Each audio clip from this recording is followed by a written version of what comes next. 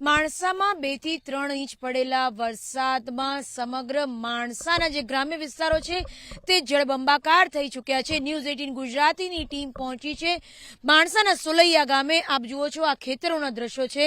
અહીંયા મગફળીનો પાક છે ને આપ જુઓ છો કે મગફળી પાણીથી તરબતર થઈ ગઈ છે। અહીંયા જે પાણી ભરાયા છે તેના કારણે આ સમગ્ર મગફળીનો પાક ધોવાઈ ચૂક્યો છે। તેનાથી દૂરના જે દ્રશ્યો છે કેમેરામેનને વિનંતી કરીશ કે બતાવે। આ જે દ્રશ્યો છે તે કપાસના ખેતરના છે, પરંતુ અતિવૃષ્ટિ જે 3 થી 4 કલાકમાં 5 થી 7 ઇંચ વરસાદ પડ્યો તેના કારણે આ સમગ્ર કપાસનો પાક પણ બરબાદ થઈ જશે। અહીંયા રીંગણની ખેતી કરવામાં આવી છે, શણની ખેતી કરવામાં આવી છે। તમામ દ્રશ્યો છે તે કપાસ, મગફળી, રીંગણ અને ખેતી રીંગણ અને શણની ખેતીના છે તે તમામ હાલ બરબાદ થઈ ચૂક્યા છે।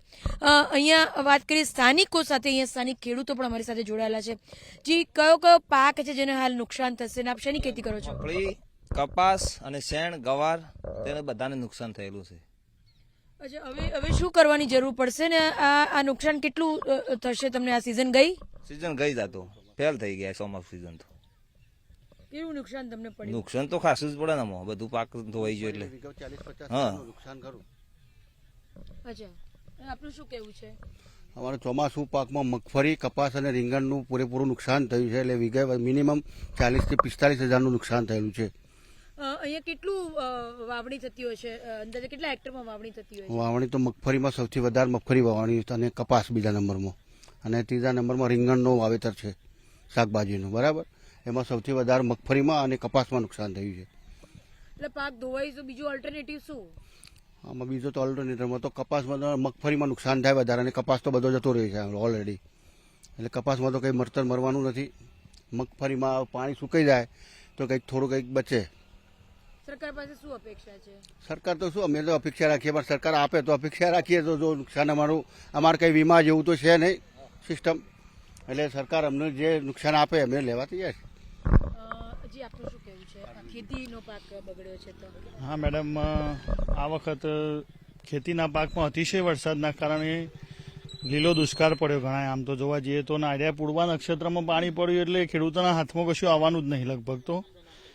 અને આમાં મગફળી વાયેલી છે, 2500 રૂપિયાની એક બેગ આવે બિયારણની, એક 20 કિલોની બેગ આવે, બરાબર। એવું એક વીઘામાં 25 કિલો એટલે 5 બેગો આમાં વાયેલી, એટલે 10,000 રૂપિયાનું તો બિયારણ છે ને બીજો ખાતર, દવા, પાણીનો ખેડૂતના આજ સુધી જે ખર્ચો પડ્યો ને, પણ આવું ને આવું હજી રહેશે ને તો આ પાકમાં ખેડૂતના હાથમાં કશું આવવાનું નહીં, એ નક્કી।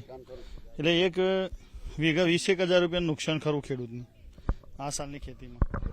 આ છે સોલૈયા ગામના અલગ અલગ ખેડૂતો જેમણે અહીંયા મગફળી, કપાસ, શણ અને શાકભાજીનું વાવેતર કર્યું છે। ખાસ કરીને અહીંયા રીંગણની ખેતી શાકભાજીમાં સૌથી વધુ થાય છે, મગફળીની ખેતી સૌથી વધુ થાય છે, ત્યારબાદ અનુક્રમે કપાસનો અને અન્ય વાવેતરનો અન્ય પાકોનો નંબર આવે છે। હાલ આ વરસાદના કારણે, અતિવૃષ્ટિના કારણે આ પાણી ભરાયા છે અને પાણી ભરાવાના કારણે તેઓના તમામ પાક ધોવાઈ ચૂક્યા છે।